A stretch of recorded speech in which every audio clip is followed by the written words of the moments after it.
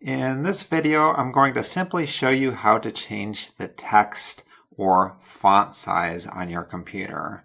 So jumping onto the screen here, we can go to the very bottom here and type font or text size, or we can come over here to the window and find the settings right here. And if you can't find it right here, then you could always click all, and there's going to be a list, and you just find it alphabetically under settings.